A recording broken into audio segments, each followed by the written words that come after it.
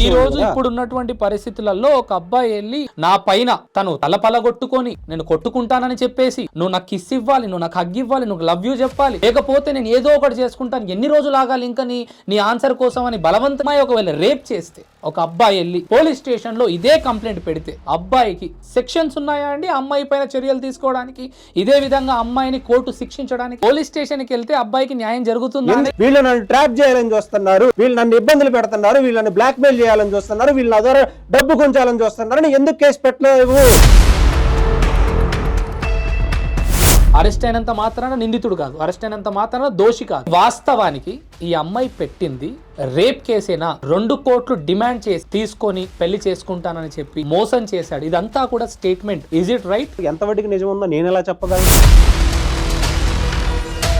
ఎందుకు ప్రేమించుమని, ఎందుకు నువ్వు ప్రేమించవని, నువ్వు ఒక విశ్వామిత్రుడిలా ఎందుకు ప్రవర్తిస్తున్నావని అబ్బాయితో కాల్ కాన్వర్సేషన్, ఒక ఛానల్స్ లో రిలీజ్ అయినటువంటి కాల్ కాన్వర్సేషన్ ఎందుకు అలా మాట్లాడుతుందంటారు? నేను ఒక సిచ్యువేషన్ ఇస్తున్నా, ఒక విశ్వామిత్రుడు లాంటి అబ్బాయి ఉన్నాడు, వాడు ఎవరికి పడడు, నువ్వు మాట్లాడి ఎట్లా టెంప్ట్ చేస్తావో చెయ్యి అని ఒక స్క్రిప్ట్ చెప్పాడని నేను అన్నాను అనుకో, ఏం చెప్తారు మీరు? సెన్స్ అనిపించట్లేదు అనిపించింది, అంటే ఇలా చెయ్యిండొచ్చేమో అంటే అది నిజం అనిపించట్లేదు. ఇల్లీగల్ లిక్కర్ అని, తర్వాత ఆమె స్కామ్ స్టార్ అని, నేను పాస్పోర్ట్లు నేమ్స్ చేంజ్ చేసేదో చేస్తానని, అమ్మాయి ఏ స్టేజ్ లో మాట్లాడాల్సి వచ్చినప్పటికి కూడా తన క్యారెక్టర్ గురించే చెప్తాం. అండ్ అమ్మాయి ఏజ్ కూడా 28 అని ఒకరు, 36 అని ఒకరు. నా ఆర్గ్యుమెంట్ నేను అసలు ఆ అమ్మాయి మాట్లాడలేదు, అవన్నీ వాయిస్లు తనకు కాదంటారు. నేను కోర్టులో ఇదే చెప్తాను, విక్టిమ్ అవన్నీ చూసి ఆత్మహత్య చేసుకొని చచ్చిపోవాలని నువ్వు మ్యానిపులేట్ చేస్తున్నావు. ఇదంతా ఫస్ట్ మీడియా ముందుకు వచ్చింది ఎవరు? ఈ అమ్మాయి ఆల్రెడీ గతంలో ఇలానే తనకు సంబంధించి ఇంకొక బంధం పైన కూడా ఇలానే ఒక కేసు పెట్టింది అని అంటా ఉన్నారు. ఒక అబ్బాయి పైన ఒక 100 కేసులు పెట్టి ఉండొచ్చండి. ఎవడో దారిని పోయేవాడు వచ్చి ఈ అమ్మాయి ఇలా అంట కదా, ఆ అమ్మాయి అలా అంట కదా, ఆ అమ్మాయి వాడి మీద కేసు పెట్టిందంట, కేసు పెట్టింది అంటున్నారు. ఏది కేసు? ఇవన్నీ లేకుండా ఎట్లా చెప్తావు? సినిమా ఆగిపోయింది. ఆగిపోయినంత మాత్రాన ఈ అబ్బాయి నన్ను ఇలా రేప్ చేశాడని కేసు పెట్టడం కరెక్ట్ అని యాజ్ ఎ న్యాయవాదిగా మీరు చెప్పండి. మీ విక్టిమ్ ప్రొడ్యూసర్ గా హీరోకి డబ్బులు ఇచ్చిందా? ఒక చిన్న లింక్ పెడితే 1 కోటి రూపాయలు ఇస్తే గానీ నువ్వు పెట్టవు. ఒక లింక్ పెడితేనే 1.5 కోటి తీసుకుంటాడని ఇదే కో ప్రొడ్యూసర్ బాలగారు చెప్తారు. ఒక 2 కోట్ల కోసం ఇంత దూరం తను తెచ్చుకుంటాడంటారా? బాలగారు మీకు చెప్పుండొచ్చు, నాకేంటి? అసలు ఇతను ఏ క్రిమినల్ ఇంటెన్షన్ తోటి వాటిని రికార్డు చేశాడు అనేది మా ఫస్ట్ క్వశ్చన్. ఈయన రికార్డ్ చెయ్యక ముందే మెగాలాడన్ క్రో ప్రొడ్యూసర్ బాలా గారు ఇతని కాన్వర్సేషన్ హవాలా బెట్టింగ్ గురించి మాట్లాడుతున్నటువంటి రికార్డ్ చేశాడని తను ఆరోపిస్తుంది. నేనే క్రిమినల్ అయి రికార్డ్ చేస్తుంటే మరి బాలా ఏమవ్వాలి? బాలా గారు ఎందుకు నా ఇంటర్వ్యూలోకి రావట్లేదు అన్నది ఒక పెద్ద ప్రశ్నగా మారిపోయింది నాగబాబు గారు. నాకు మీ బాలాగారికి call is not lifting my call. ఒకసారి చేయగలుగుతారా? ఇప్పుడు ఆయన పోలీస్ స్టేషన్ లో ఉన్నారు, ఆయన నుంచే నాకు వస్తూ ఉన్నాయి. తన పాస్ట్ ఏంటి, తనేం చేసింది, తనపై ఎలాంటి కేసెస్ ఉన్నాయి, తనేం కేసు పెట్టింది, తన కంపెనీస్ ఏమున్నాయి, తన కంపెనీస్ ఏం పనులు చేశాయి, ముంబై నుండి ఇక్కడ వరకు వచ్చి ఇక్కడ నుండి ఈ స్థాయి వరకు ఎలా ఎదిగింది అన్ని మరి రీచెక్ చేసుకోవాల్సినటువంటి అవసరం మీకు లేదంటారా? నాకెందుకు ఉండదండి? As an advocate, being an advocate for them. నేను ఎవరిని చేయడానికి ఈ కేసులో? నేను ఆర్గ్యూ చేయడం వరకే నా బాధ్యత. ప్రైవేట్ వీడియో తీసుకొని ఆ వీడియో తీసుకోవడమే తన ఫ్యాంటసీ అని చెప్పి మీరు కేసులో రాసినట్టుగా March 16, 2023 నాడు ఇదంతా జరిగితే మరి ఎందుకు మీ విక్టిమ్ 1 year అరెస్ట్ ట్రావెల్ చేసింది? కేసు ఏంటి, కేసు డీటెయిల్స్ ఏంటి నాకు అనవసరమైన విషయం. Advocate never right. ఇంకా నాకు వేరే దారే లేదు అనుకున్నప్పుడు వాళ్ళ ఫాదర్ తో ఫోన్ కాల్ మాట్లాడించడమో లేకపోతే వీడియో కాల్ మాట్లాడించడమో ఏదో. వాళ్ళ ఫాదర్ మాట్లాడినటువంటి డీటెయిల్స్ ఉన్నాయా, కాంటాక్ట్ డీటెయిల్స్ ఉన్నాయా? వాళ్ళ ఫాదర్ మాట్లాడడం అంటే ఒక గ్రౌండ్ స్టేజ్ నుంచి ఈ స్థాయికి వచ్చినటువంటి అమ్మాయి ఓకే, ఒక అబ్బాయి నా దగ్గరికి మొదటిసారి కలిసినప్పుడే ఇలాంటి ప్రవర్తనతో ఉన్నటువంటి ఈ అబ్బాయిని నేను ఎందుకు పెళ్లి చేసుకోవాలని ఆలోచించలేకపోయిందంటారా? పెళ్లి అనే ప్రపోజల్ దగ్గరే ఉంది. ఎగ్జాక్ట్లీ పెళ్లి ప్రపోజల్ వద్దు అనుకోవాలి కదా. ఈ అబ్బాయి మంచిది కాదు, కన్విన్స్ చేయొచ్చు ఏ మనిషినైనా. వాళ్ళ నాన్న ఇన్వాల్వ్ అయినంత మాత్రాన ఈ అబ్బాయి క్యారెక్టర్ మారదు. అఘాయిత్యానికి పాల్పడ్డ ఈ వ్యక్తితో నా జీవిత బంధాన్ని ఎలా కలుపుకుంటానని ఆలోచించలేకపోయిందా? మీరు 1 గంట సేపు కూర్చోండి ఎవరి దగ్గర కౌన్సిలింగ్ కి. తను రికార్డింగ్స్ అవన్నీ కూడా కోర్టే ఒప్పుకొని ఇప్పటి వరకు జరిగిందంతా కూడా హర్ష సాయి గారే బాధితులు అని ఒకవేళ అంటే మరి నిన్న దానికన్నా ముందు మీడియా ఛానల్స్ లో బాలగారు మాట్లాడినవి కానీ మీరు మాట్లాడినవి కానీ అన్ని రిటర్న్ బ్యాక్ తీసుకోగలుగుతారా మాటలని తనకు చేసినటువంటి డిఫేమ్ ని అంటే మీరు ఏమంటారు? నాకేం పని, ఒక సైడు ఒక వాదన ఉంటుంది, ఇంకొక సైడు ఇంకొక వాదన ఉంటుంది. బాలగారు సెప్టెంబర్ 9th రోజు he came to my office. మేము ఇలా మోసపోయామండి, మేము ఇలా ప్రొడ్యూస్ చేసామండి, డబ్బులు సడన్ గా సినిమా మధ్యలో ఆగిపోయింది, అనివార్య కారణాల వల్ల ఈ ప్రపోజల్ హర్ష సాయి గారికి వెళ్ళాలి, ఖచ్చితంగా మా డబ్బులు కావాలని తను చెప్పడం జరిగింది. ప్రొడ్యూసర్ ఆఫ్ దిస్ ఫిలిం గారిని మేము కలవాలి అన్నప్పుడు 11th సెప్టెంబర్ జూబ్లీ హిల్స్ లో ఈవినింగ్ ఒక 3 hours మీటింగ్ దేర్. దాని తర్వాత 12th September event Harsha Sai దగ్గరికి వెళ్ళాము. అప్పుడు తాను నేను మోసపోయాను, సాంగ్ నాకొద్దు, మీతో సాంగ్ తీయడానికి కారణం ఏంటి అసలు, సరే సాంగ్ ఇష్టం లేకపోతే సినిమా తీద్దాం అని ఆ ప్రపోజల్ మీ విక్టిమ్ సైడ్ నుండే వేసినట్టుగా తన దగ్గర ప్రూఫ్స్ ఉన్నాయి అని చెప్తా ఉన్నాడు. తనే ప్రపోజ్ చేసినట్టు రికార్డింగ్స్ ఉంటే కెన్ ఐ ప్లే ఇట్ అనేది ఏ ప్రపోజ్? Cinema proposal. నువ్వు అన్నట్టు ఒకవేళ you want me to do films అంటే కొంచెం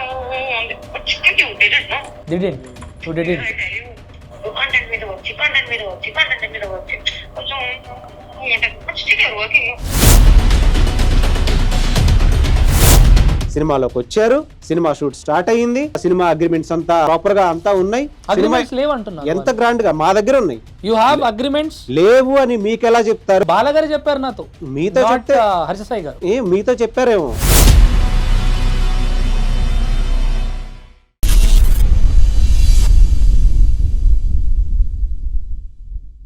హలో హాయ్ నమస్తే, నేను మీ Vedant, welcome to Vedant media. So గత కొన్ని రోజుల నుండి హర్ష సాయి పైన ఒక విక్టిమ్ ముందుకు వచ్చి తన పైన కేసు పెట్టడం, అది రేప్ కేసు అంటూ 2 కోట్లు డిమాండ్ చేశారంటూ కొన్ని ఆరోపణలు రావడం ఇవన్నీ జరుగుతూ ఉన్నాయి. సో ఇదే కేసు మరి ఆ విక్టిమ్ తరపున న్యాయవాది ఈరోజు నాగూర్ బాబు గారు మన ముందున్నారు. ఒకసారి వారితో మాట్లాడదాం, అసలు కేసు డీటెయిల్స్ ఏంటి ఇవన్నీ కూడా. దీనికన్నా ముందు మీ అందరికి కూడా ఒక విషయం చెప్పాలి. యాక్చువల్గా ఈ కేసుకి సంబంధించి కొన్ని రోజులుగా మీడియాకి రాకముందే నేను ఇందులో ఇన్వాల్వ్ అయి ఉన్నాను. కేసు పెట్టకముందే మరి అటు తరపున వీళ్ళు ఇటు తరపున వీళ్ళు ఇద్దరితో కూడా మాట్లాడడం జరిగింది. నాకు కూడా ఈ కేసుకి సంబంధించినటువంటి కొన్ని డీటెయిల్స్, నాకు కూడా కొన్ని క్లారిటీస్ ఉన్నాయి. మరి ఈరోజు నేను నా తరపున నాకు తెలిసిన కొన్ని ప్రశ్నలు, నాకు రేతెక్కిన కొన్ని ప్రశ్నలను నేను ఒక్కసారి అడిగే ప్రయత్నం చేస్తాను. మరి వారి తరపున ఏం సమాధానం ఇస్తారో చూద్దాం. అన్న నమస్తే. అన్న నమస్తే. యా, అయితే ఇప్పుడు అసలు ఈ అమ్మాయి పెట్టినటువంటి కేసుల గురించి నాలెడ్జ్ లేకుండా కూడా చాలామంది ముందుకు వచ్చి ఈ కేసు ఇలా పెట్టేశారు అలా పెట్టేశారని మాట్లాడేశారు. కానీ వాస్తవానికి ఈ అమ్మాయి పెట్టింది రేప్ కేసేనా, 2 కోట్లు డిమాండ్ చేసి తీసుకొని పెళ్లి చేసుకుంటానని చెప్పి మోసం చేశాడు, ఇదంతా కూడా statement. Is it right? Wrong. Okay, అమ్మాయి పెట్టినటువంటి కేసు ఏంటన్నా? 2 కోట్ల ప్రస్తావన అనేది ఎక్కడా లేదు. ఓకే, ఈ కేసును మనం పరిశీలించాలంటే ఇది 1 year లో జరిగిన జర్నీని మనం అండర్స్టాండ్ చేసుకోవాల్సిన నెసెసిటీ ఉంది. ఓకే, హర్ష సాయి అనే వ్యక్తిని ఒక సాంగ్ కోసం వీళ్ళు అప్రోచ్ అయ్యారు. ఎస్, ఒక ఫేమస్ సెలబ్రిటీ అంటే ఒక యాంకర్ తోటి అప్రోచ్ అయినప్పుడు ఒక 2-3 సెట్టింగ్స్ డిఫరెంట్ ఐటీసీ కోహినూర్ ఇలాంటి చోట జరిగినప్పుడు ఈలోపు హర్ష సాయి అనే వ్యక్తి వీళ్ళ ఫినాన్షియల్ బ్యాక్గ్రౌండ్ వెరిఫై చేసుకొని నా దగ్గర ఒక స్టోరీ లైన్ ఉంది, ఈ స్టోరీ లైన్ని డెవలప్ చేసి మనం సినిమా తీస్తే ఆ సినిమాతో నేను డైరెక్ట్ చేస్తాను అండ్ నేనే హీరోగా యాక్ట్ చేస్తాను. ఇప్పుడు ఎవరైతే విక్టిమ్ ఉన్నారో తను ప్రొడ్యూసర్ కమ్ హీరోయిన్. సాంగ్ గురించి ఒక ప్రముఖ యాంకర్ నుండి అక్కడ అప్రోచ్ అయిన విషయం వాస్తవమే. ఓకే, కానీ సాంగ్ నాకొద్దు, మీతో సాంగ్ తీయడానికి కారణం ఏంటి అసలు అని తను అడగడము, సరే సాంగ్ ఇష్టం లేకపోతే సినిమా తీద్దాం అని ఆ ప్రపోజల్ ఈ మీ విక్టిమ్ సైడ్ నుండే వేసినట్టుగా తన దగ్గర ప్రూఫ్స్ ఉన్నాయి అని చెప్తా ఉన్నాడు. అంటే మీ క్వశ్చన్కి ఇప్పుడు ఆన్సర్ చెప్పనా? విక్టిమ్కి తన దగ్గర స్టోరీ ఉందని ఎలా తెలుసు నువ్వు చెప్పకుండా? ఏమో సాంగ్ కోసం వెళ్ళింది, సినిమా ప్రపోజల్తో వెళ్ళింది, ఏమో దగ్గర స్టోరీ లేదు, ఏమీ లేదు. కానీ హర్ష సాయి దగ్గర స్టోరీ ఉందని ఎలా తెలుసు నువ్వు చెప్పకుండా? హర్ష సాయి దగ్గర స్టోరీ ఉంది, నా దగ్గర లైన్ ఉందని చెప్తేనే కదా విక్టిమ్కి. మరి వీళ్ళు ఇప్పుడు ఎవరు ప్రపోజల్ పెట్టినట్టు ఇక్కడ? ఓకే, లేదు తనే ప్రపోజ్ చేసినట్టు రికార్డింగ్స్ ఉన్నాయి, కాకపోతే మీ టర్మ్స్ అండ్ కండిషన్స్ ప్రకారం రికార్డింగ్స్ బయట పెట్టొద్దు అన్నారు. ఆహా, తనే ప్రపోజ్ చేసినట్టు రికార్డింగ్స్ ఉంటే కెన్ ఐ ప్లే ఇట్ అనేది నా ప్రశ్న. ఏ ప్రపోజ్? అదే సినిమా ప్రపోజల్. సినిమా ప్రపోజల్ తను పెడితే ఎస్, హర్షసాయి దగ్గర ఒక స్టోరీ ఉందని తనకి ఎలా తెలుసు? ఆ స్టోరీ ఒక పిక్చర్స్ ఒక బ్యానర్ తోటి తీయాలనుకొని ట్రై చేస్తున్నాడని ఎలా తెలుసు? ఓకే. నీ సాంగ్ కోసం వచ్చినప్పుడు నువ్వు డిస్కస్ చేయకపోతే తనకి తెలిసే అవకాశం ఏదైనా ఉందా? సో ఇందులో ఏం బ్యాడ్ వర్డ్స్ అయితే ఏమి ఉండవు, ఒకసారి ప్లే చేసే ప్రయత్నం చేయనా? చేయండి. Yes. But I have always respected that thing that you trusted. When I told you you can do this, you also నాకు హ్యాండ్ షేక్ చేసి నాకు కొంచెం మీరు చేసి అమ్మ చేద్దాం నువ్వు అన్నట్టు ఒకవేళ you want me to do films అంటే కొంచెం chicken you did no didn't you didn't I tell you content మీద వచ్చి కొంచెం చికెన్ వర్కింగ్ ఇవి మొత్తం సోషల్ మీడియాలో ఇప్పుడు అంతా ఏవో ఆడియోస్ అది ఇది అని పెట్టి చేస్తున్నారు. ఇది ఎప్పుడు మాట్లాడిన కాన్వర్జేషను? ఈ ఇన్సిడెంట్స్ అన్ని జరిగిపోయిన తర్వాత తను ఇంటెన్షనల్ గా ఒక క్రైమ్ చేసి రికార్డ్ చేసుకున్నటువంటి ఇన్సిడెంట్స్. ఓకే. నువ్వు చెప్పించావా కావాలని? స్క్రిప్టెడ్ గా తన్నే అడిగించుకుంటున్నావా?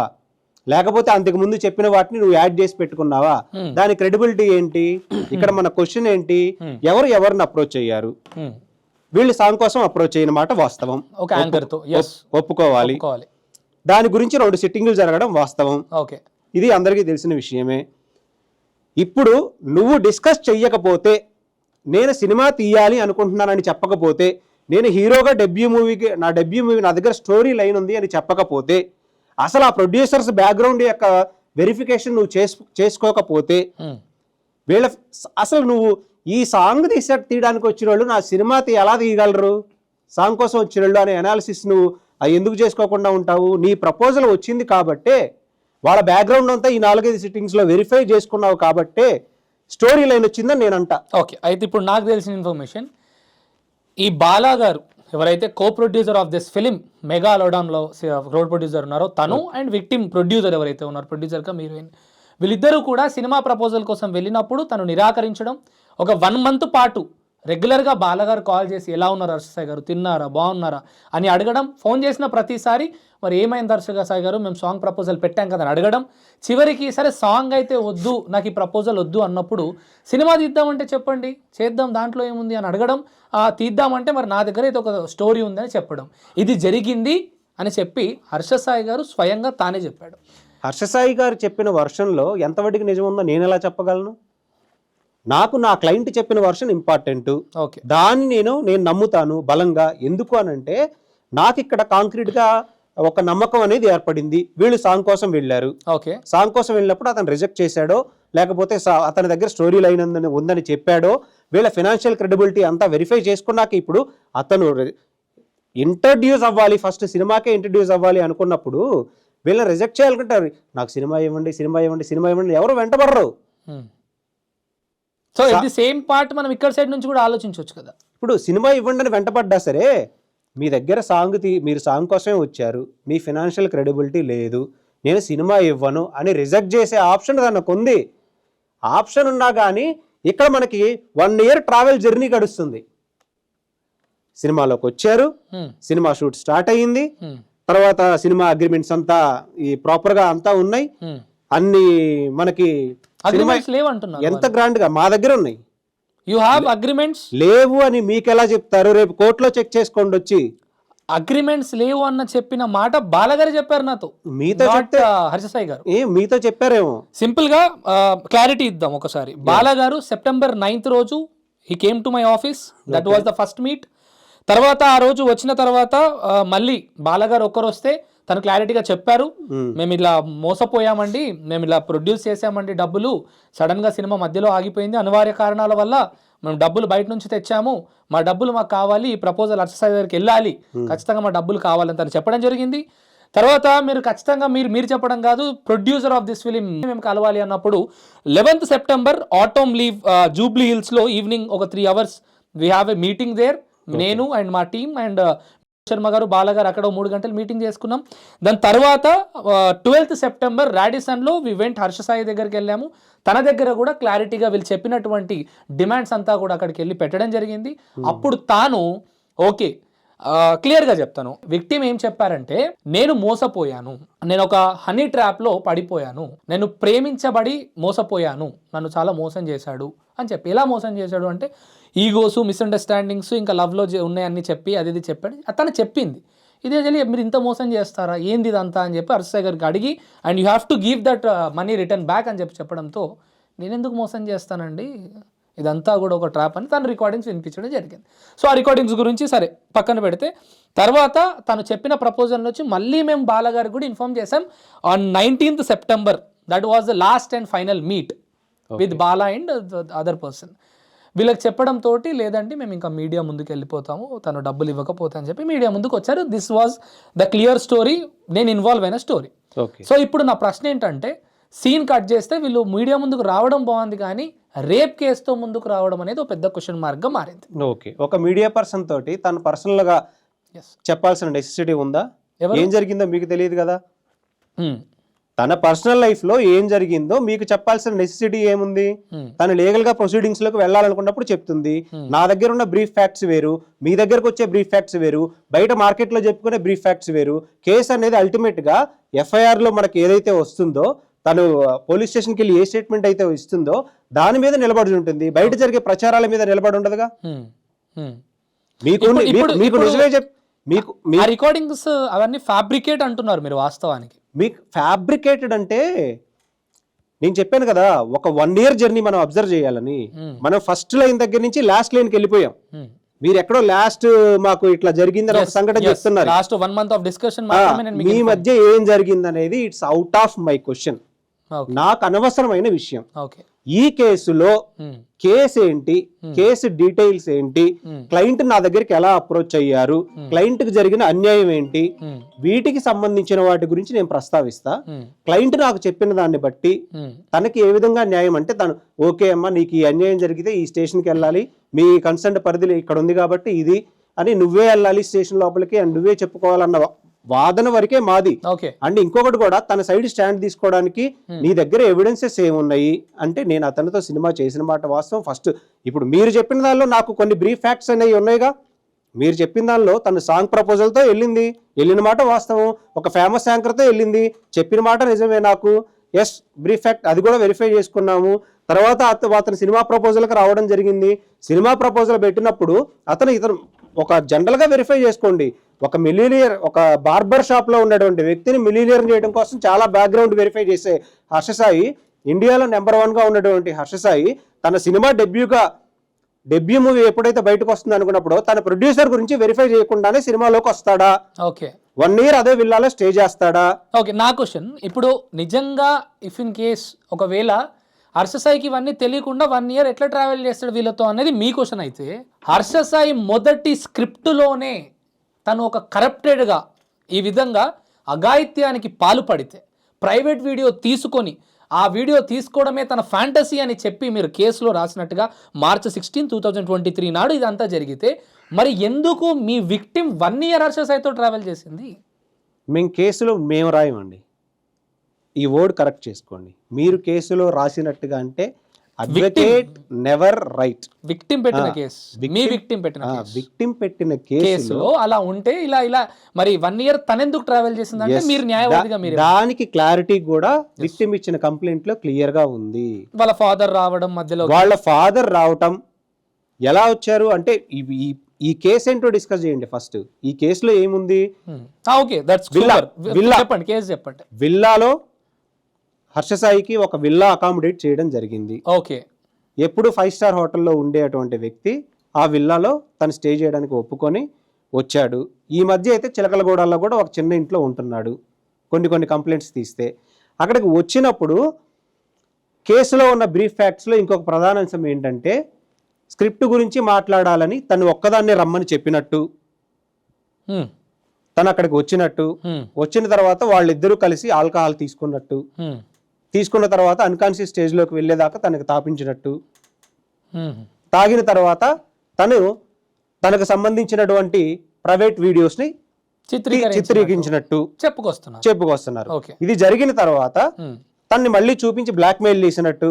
బ్లాక్ మెయిల్ అంటే ఏంటి? ఇక్కడ బెదిరించడమో లేకపోతే చూపించిన ఫ్యాంటసీ అనడమో ఇది. తను ఎప్పుడైతే లీగల్ గా స్టెప్స్ గా, ఇప్పుడు ఏమైనా తను ప్రొడ్యూసర్ స్టేజ్ లో ఉన్నప్పుడు లీగల్ స్టెప్స్ తీసుకోవాలి అనుకుందో, వాళ్ళ ఫాదరు ఇంకా నాకు వేరే దారే లేదు అనుకున్నప్పుడు వాళ్ళ ఫాదర్ తో ఫోన్ కాల్ మాట్లాడించడమో లేకపోతే వీడియో కాల్ మాట్లాడించడమో ఏదో చేయడం, అంటే కాంప్రమైజ్. కాంటాక్ట్ ఏమంటారు, మాట్లాడినటువంటి ఉన్నాయండి, అంటే క్లారిటీ ఉన్నాయా? వాళ్ళ ఫాదర్ మాట్లాడినటువంటి డీటెయిల్స్ ఉన్నాయా? కాంటాక్ట్ డీటెయిల్స్ ఉన్నాయా? వాళ్ళ ఫాదర్ మాట్లాడడం అంటే, హర్ష సాయి గారు మీరు ఎప్పుడు ఎన్నిసార్లు అబ్జర్వ్ చేశారు? ఎప్పుడు వాట్సాప్ కాల్ మాత్రమే మాట్లాడతాడు, తన కాల్లో నుంచే మాట్లాడిస్తాడు. ఇక రెమెడీ ఏది లేదు అనుకున్నప్పుడు తను మాట్లాడించిన సందర్భం, తను మాట్లాడించడం, ఈయన ఒక కమిట్మెంట్ ఇవ్వడం, మీ ఇద్దరు భవిష్యత్తులు బాగుంటాయి, మీ ఇద్దరు లైఫ్ లో బాగుంటారు, నువ్వు ఒక సెలబ్రిటీ, నువ్వు ఈ సినిమా ప్రొడ్యూసర్వి అండ్ హర్ష సాయి ఒక సెలబ్రిటీ, మీ మ్యారేజ్ చేసుకుంటే మీ లైఫ్ బాగుంటుంది అన్న ఉద్దేశంతో వచ్చిన ప్రపోజల్. అక్కడ ఆ ప్రపోజల్ వచ్చిన తర్వాత తనని పూర్తిగా ట్రస్ట్ చేసింది ఆ అమ్మాయి. ట్రస్ట్ చేసి తను ఇంకెలాగూ నావాడే అనుకుని అంత ఇన్వెస్ట్మెంట్ పెట్టి సినిమా స్క్రిప్ట్ మళ్ళీ అంతా జనరేట్ చేసుకొని సినిమా షూట్ మనది కాదు ఆ ట్రైలర్ వరకు కంక్లూడ్ చేసుకొని టీజర్ ని పాన్ ఇండియా లెవెల్లో రిలీజ్ చేసే స్థాయి వరకు వచ్చింది. చిన్న ప్రశ్న అండి. ఎస్. ఒక అమ్మాయి, ఓకే, అందులో ఒక గ్రౌండ్ స్టేజ్ నుంచి ఈ స్థాయికి వచ్చినటువంటి అమ్మాయి, ఓకే, ఒక అబ్బాయి నా దగ్గరికి మొదటిసారి కలిసినప్పుడే ఇలాంటి ప్రవర్తనతో ఉన్నటువంటి ఈ అబ్బాయిని నేను ఎందుకు పెళ్లి చేసుకోవాలని ఆలోచించలేకపోయిందంటారా? ఎందుకు ఆలోచించదు? ఆలోచించే కదా లీగల్ స్టెప్స్కి వెళ్ళబోయింది. లీగల్ స్టెప్స్ ఎప్పుడైతే తను లీగల్ గా స్టాండ్ అవ్వాలనుకున్నప్పుడే కదా కాంప్రమైజ్ అనే మాట వస్తుంది. కాంప్రమైజ్ అనే మాట డబ్బుతో రాలేదు. కాంప్రమైజ్ అనే మాట జీవితాంతం బంధం కలుపుకోండి. ఏదో ఒకటి, ప్రతి మనిషి ఏదో ఒక విషయం దగ్గర కన్విన్స్ అవుతాడు. తను డబ్బుకు లొంగదు కాబట్టే ఏమో ఆ ప్రయత్నం కూడా చేశాడేమో చెప్పలేం కదా. డబ్బు నీకు ఆఫర్ చేస్తా, నా దగ్గర ఉంది, నాకు ఫ్యాంటసీ, నేను ఇంత ఇవ్వగలను అంత ఇవ్వగలను ఆఫర్ చేసి ఉండొచ్చు. మనం దాన్ని ఏమనలేం. తను దానికి కూడా లొంగుండకపోతుంటే కనీసం పెద్ద మనుషులు ఎవరైనా ఉంటారుగా, ఆ పెద్ద మనిషి వీళ్ళు నానే అయ్యి ఉండొచ్చుగా. సొంత తండ్రే మాటిస్తున్నాడు అంటే ఖచ్చితంగా ఒక అమ్మాయి విశ్వసించే ప్రయత్నం అయితే ఉండిద్దిగా. అంటే కెరీర్లు అనేది ఇక్కడ ముడిపడి ఉన్నాయిగా.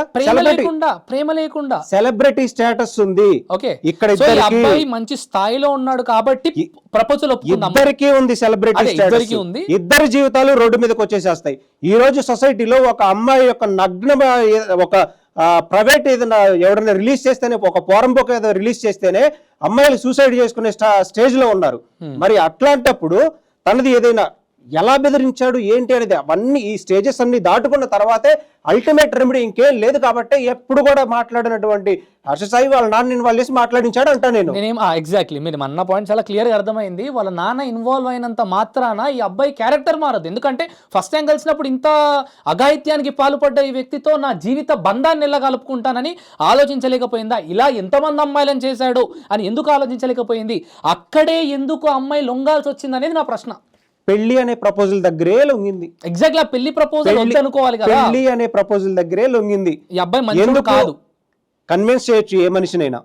మీరు ఒక గంట సేపు కూర్చోండి ఎవరి దగ్గరైనా కౌన్సిలింగ్ కి, అడ్వకేట్స్ దగ్గర కానీ లేకపోతే పెద్ద మనుషుల దగ్గర కానీ కన్విన్స్ చేయండి. విలేజెస్ లో ఎన్ని జరుగుతున్నాయో తెలుసా? విలేజెస్ లో ఇలా ఏదైనా జరిగిందంటే కనీసం పోలీస్ స్టేషన్ కి వెళ్లకుండా పెద్ద మనుషులు కూర్చోబెట్టి పంచాయతీలు చేస్తారు తెలుసా? ఆ పెద్ద మనిషి సొంత తండ్రి వచ్చి ఒక కమిట్మెంట్ ఇచ్చి నేను నా కొడుకునిచ్చి పెళ్లి చేస్తా, మీ జీవితాలు పాడైపోతాయి, ఇద్దరు సెలబ్రిటీ స్టేటస్ లో ఉన్నారు, మీరు రోడ్డు ఎక్కొద్దు, మీ భవిష్యత్తు నాశనం అయిపోయింది అని ఇన్ని విధాలుగా తను చెప్పినప్పుడు ఎందుకు నమ్మదు? కొడుకు కూడా ఒప్పుకున్నప్పుడు ఎందుకు నమ్మదు? ఓకే, నమ్మిన అమ్మాయి అయితే నా కొడుకు ఇంకా మీ ఇద్దరు పెళ్లి చేసుకోబోతున్నారండి, మంచిగా ఉంటారని చెప్పిన నమ్మిన అమ్మాయి అయితే ఓకే, ఎందుకు ప్రేమించుమని, ఎందుకు నువ్వు ప్రేమించవని, నువ్వు ఒక విశ్వామిత్రుడిలా ఎందుకు ప్రవర్తిస్తున్నావని అబ్బాయితో కాల్ కాన్వర్జేషన్ ప్రముఖ ఛానల్స్ లో రిలీజ్ అయినటువంటి కాల్ కాన్వర్జేషన్ ఎందుకు అలా మాట్లాడుతుందంటారు? కాల్ కాన్వర్జేషన్స్ దాని క్రెడిబిలిటీ ఎవరు జడ్జ్ చేయగలరు? కోర్టు జడ్జ్ చేయాలి. ఎస్, అది నిజమా కాదా అని జడ్జ్ చేయాలి. మాట్లాడించింది జడ్జ్ చేయాలి. ఆ సిచ్యువేషన్ జరిగిన తర్వాత స్క్రిప్ట్ డెవలప్మెంట్ అనేది జరిగింది. నువ్వు ట్రావెల్ చేసావు, నువ్వు ట్రావెల్ చేస్తూనే నువ్వు నమ్మించి మాట్లాడించావా? లేకపోతే ఆ అమ్మాయికి నువ్వు హీరోయిన్, నీకు నటించడం చేత కాదు, నేను డైరెక్టర్ని, నేను ఒక సిచ్యువేషన్ ఇస్తున్నా, ఒక విశ్వామిత్ర లాంటి అబ్బాయి ఉన్నాడు, ఏంటి వాడు ఎవరికి పడడు, నువ్వు మాట్లాడి ఎట్లా ట్రిమ్ చేస్తావో చెయ్యి ఓకే అని ఒక స్క్రిప్ట్ చెప్పాడని నేను అన్నాను అనుకో, ఏం చెప్తారు మీరు? ఏం సమాధానం ఉంటుంది మీ దగ్గర? ఒక దానిలో script అంటే దానిలో అథెంటిసిటీ ఏంటి? ఎవరు జడ్జి చేయగలగాలి? సెన్స్ అనిపించట్లేదు అంటే ఇలా చెయ్యిండొచ్చేమో అంటే అది నిజం అనిపించట్లేదు చెయ్యండొచ్చేమో కూడా కాదు, వాళ్ళ జర్నీలో ఏదైనా జరిగిండొచ్చు. ఇప్పుడు మీరు ఒక కొంత భాగం మాత్రమే విన్నారు. అసలు ఇతను ఏ క్రిమినల్ ఇంటెన్షన్ తోటి వాటిని రికార్డు చేశాడు అనేది మా ఫస్ట్ క్వశ్చన్. ఈయన రికార్డ్ చెయ్యక ముందే మెగాలాడన్ క్రో ప్రొడ్యూసర్ బాలా గారు ఇతని కాన్వర్జేషన్ హవాలా బెట్టింగ్ గురించి మాట్లాడుతున్నటువంటి కాన్వర్జేషన్ ముందు మాట్లాడుతూ ఫోన్ రికార్డ్ చేసి అలా పెట్టి రికార్డ్ చేశాడని తను ఆరోపిస్తున్నాడు. తను ఆరోపించడం ఎందుకు? మరి పోలీస్ స్టేషన్కి వెళ్ళి కంప్లైంట్ ఇవ్వచ్చు కదా. మరి అప్పుడు ఏమంటున్నాడంటే మరి నేనే క్రిమినల్ అయి రికార్డ్ చేస్తుంటే మరి బాలా ఏమవ్వాలి? తను ఆలోచన ఏంటి? ఒకటి, తను రికార్డ్ చేశాడు. నీకు చట్టం ఏం చెప్తుంది? ఒకరి ప్రైవసీకి భంగం కలిగించే విధంగా ఎవరి కాల్స్ రికార్డ్ చేయకూడదు, రికార్డ్ చేయబడకూడదు అని చెప్తుంది. నీ కాల్ రికార్డ్ చేశాడని నీకు తెలిసినప్పుడు నువ్వు లీగల్ గా పోలీస్ స్టేషన్కి వెళ్ళి బాలా అనే వ్యక్తి నా కాల్స్ రికార్డ్ చేశాడు, నన్ను పెట్టి బ్లాక్మెయిల్ చేస్తాడు, పోలీస్ స్టేషన్ లో కంప్లైంట్ ఎందుకు ఇవ్వాలా? అది ఎవరి తప్పు? నీ తప్పు. నీలో పెట్టుకొని మీడియాలో కూర్చొని నేను రికార్డులు రిలీజ్ చేసుకుంటా అంటే ఎలా కుదిరిద్ది? సంవత్సరం కిందట చేసినటువంటి ఆ ఘటన ఏదైతే మార్చ్ 16, 2023 రోజు ఇలా చేసినప్పుడు ఎందుకు విక్టిమ్ ఆ రోజే కంప్లైంట్ ఇవ్వలేదంటే ఎలా అయితే మన దగ్గర అనివార్య కారణాలు ఉన్నాయో తను ఇవ్వకపోవడానికి కూడా ఉండొచ్చేమో కదా. ఉండొచ్చేమో కదా. ఉండొచ్చేమో కదా. అంతే. అదేంటో అతను కోర్టుకొచ్చి చెప్పమనండి. Okay, this answer is very things. అదేంటో కోర్టుకొచ్చి చెప్పమనండి. ఎవరొద్దన్నారు? అయితే ఇప్పుడు ఈ కేసులో ఇప్పుడు ఈ అమ్మాయి ఏమని పెట్టింది మరి ఇంకొంచెం ముందుకెళ్దాం. పెట్టినటువంటి కేసు అయితే ఆ రోజు అలా జరిగింది. తర్వాత వాళ్ళ నాన్నగారు వచ్చారు, కాంప్రమైజ్ చేశారు, పెళ్లి చేసుకుంటానన్నారు, అంతవరకు బాగుంది. ఓకే, ఒక సినిమా ఒప్పుకుంది, చేద్దామని ముందుకెళ్ళారు, అది కాస్త ట్రైలర్ వరకు వెళ్ళింది, తర్వాత ఏవో వివాదాల వల్ల ఆ సినిమా ఆగిపోయింది. ఆగిపోయినంత మాత్రాన ఈ అబ్బాయి నన్ను ఇలా రేప్ చేశాడని కేసు పెట్టడం కరెక్ట్ అని యాజ్ ఎ న్యాయవాదిగా మీరు చెప్పండి. నా క్లయింట్ సైడ్ ఓకే నాకు చెప్పిన వాదన అంటే నాకు చెప్పిన దాన్ని బట్టి మీరు చెప్పింది నాకు టాలీ అవ్వట్లేదు. ఇది మీ ఒపీనియన్ అయ్యి ఉండొచ్చు, మీ చెవిలో ఎవరన్నా చెప్పిండొచ్చు, మీకు జరిగిన వాళ్ళు చెప్పించుండొచ్చు. నాకు వచ్చిన వాదన ఏదంటే నా క్లయింట్ నాకు చెప్పింది ఏంటంటే ఈ నా భర్త అనుకొని నాకు పెళ్లి చేస్తారు అనే నమ్మకం కుదిరింది కాబట్టి నేను తనతో స్క్రిప్ట్ డెవలప్మెంట్లో కానీ అన్నిట్లో ఇన్వాల్వ్ అయ్యి నేను చాలా చక్కగా సినిమాకి ఎక్కువ ఇన్వెస్ట్మెంట్ పెట్టాను, అనుకున్న దానికన్నా ఎక్కువ పెట్టాను.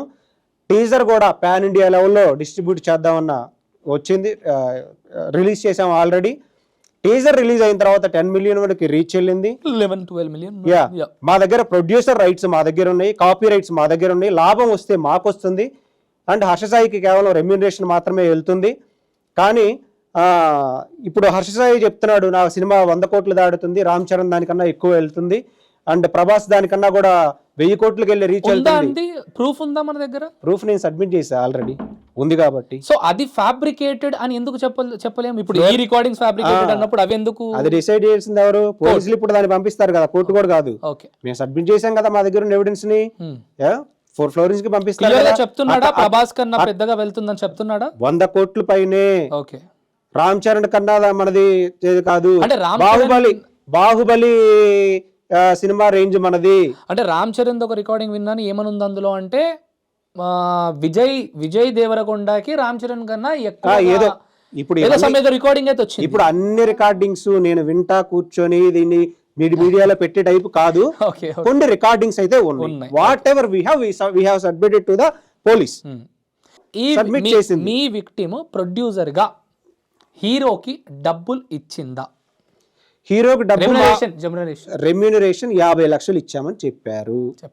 ఎస్, అది కాదు, అది అబద్ధం, నాకు 1 రూపీ కూడా అందలేదు అని తను ఒకవేళ కొట్లాడాలనుకుంటే కోర్టుకు రండి, నాకు ఇవ్వలేదండి. ఇంకొక లాజిక్ నేను చెప్తా, ఒక చిన్న లింకు పెడితే ₹1 కోటి ఇస్తే కానీ నువ్వు పెట్టవు, అట్లాంటిది సినిమా నువ్వు ప్రొడ్యూస్ చేస్తా సారీ నువ్వు డైరెక్షన్ చేస్తా, నువ్వు హీరోగా నటిస్తా, ఒక విల్లాలో 1 year నువ్వు స్టే చేసి నేను రూపాయి కూడా తీసుకోకుండా నేను చేశాను అని అంటే నువ్వు ఒకళ్ళు ఏమీ లేని బార్బర్ని మిలియనర్ని చేసినట్టు ఏమీ లేని ప్రొడ్యూసర్ని 1000 కోట్ల సినిమాకి అధిపతిని చేద్దాం అనుకున్నావా అనే కాన్సెప్ట్ చెప్పాలి. ఇంకా సినిమా షేర్స్ ఇస్తామని కూడా చెప్పుండొచ్చేమో, 50-50 అని చెప్పుండొచ్చేమో ప్రొడ్యూసర్ ఉంటే తీసుకోండి రండి, మాట కాదు కదా. స్క్రిప్ట్ ఫస్ట్ రిజిస్టర్డ్ కాదన్నారు, చెక్ చేసాం, స్క్రిప్ట్ రిజిస్టర్ అయ్యింది, అసలు ప్రొడ్యూసర్ కౌన్సిల్లో వీళ్ళకి మెంబర్షిప్పే లేదన్నారు కొంతమంది, అది కూడా వెరిఫై చేసాం, అన్ని ప్రాపర్గా ఉన్నాయి, మా దగ్గర ఉన్న ప్రాపర్ ఎవిడెన్సెస్ అన్ని పోలీసు వారికి సబ్మిట్ చేయడం జరిగింది.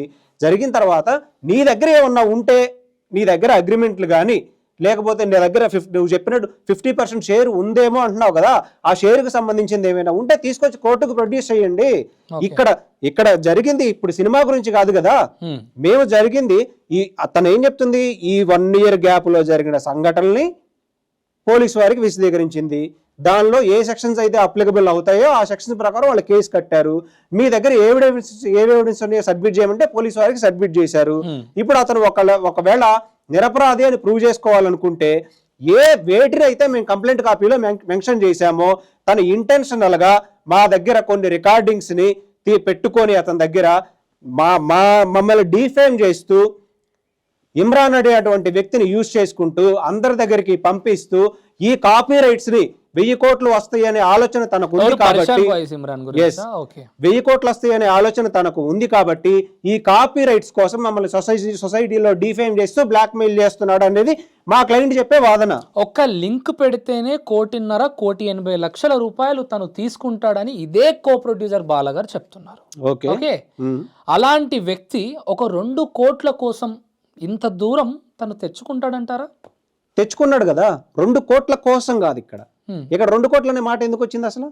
అంటే తను ఇదే ఇప్పుడు ఈ సినిమాకి సంబంధించి ఆ సినిమా ప్రొడ్యూసింగ్ ఎంత పెట్టారు డబ్బులు అంటే 2-2.5 కోట్లు పెట్టామని బాలగారు చెప్తా ఉన్నారు. కంప్లైంట్ లో లేదుగా, బాలగారు మీకు చెప్పుండొచ్చు, నాకేంటి, బాలగారు బయట 10 కోట్లు చెప్పుండొచ్చు, బట్ మాకేంటి, కోర్టు పరిధిలో ఏం కావాలి, కోర్టు పరిధిలో నువ్వు ఎవరెవరికి ఎంత పే చేసావు ఏంటి, అసలు నువ్వు సినిమా తీసావా లేదా, టీజర్ రిలీజ్ అయిందా లేదా, మేబీ ఎంత ఎక్స్పెండిచర్ అయ్యచ్చు, ఒకవేళ నీ దగ్గర ఏమి ఎవిడెన్సెస్ లేకపోతే ఒక ఆడిటర్ని పెట్టి ఆడిటర్ ద్వారా మొత్తం ఏమేమి ఉన్నాయని ఎవిడెన్సెస్ తీసుకొని ఒక చేసుకుంటావు. అది సినిమాకి పరిధి సంబంధించిన అది సపరేట్ కేసు. నువ్వు అతని ద్వారా నష్టపోతే అది ఏ కేసు అవుతుంది, మళ్ళీ కాపీ రైట్స్ వీళ్ళ దగ్గర ఉన్నా కానీ నీ ఛానల్లో నీ అఫీషియల్ అకౌంట్స్ లో వీళ్ళ అనుమతి లేకుండా, ప్రొడ్యూసర్స్ అనుమతి లేకుండా నువ్వు ఆ టీజర్ రిలీజ్ చేసావు కాబట్టి దాని మీద ఇంకో కేసుకి వెళ్ళే అవకాశం ఉంటుంది. That is different.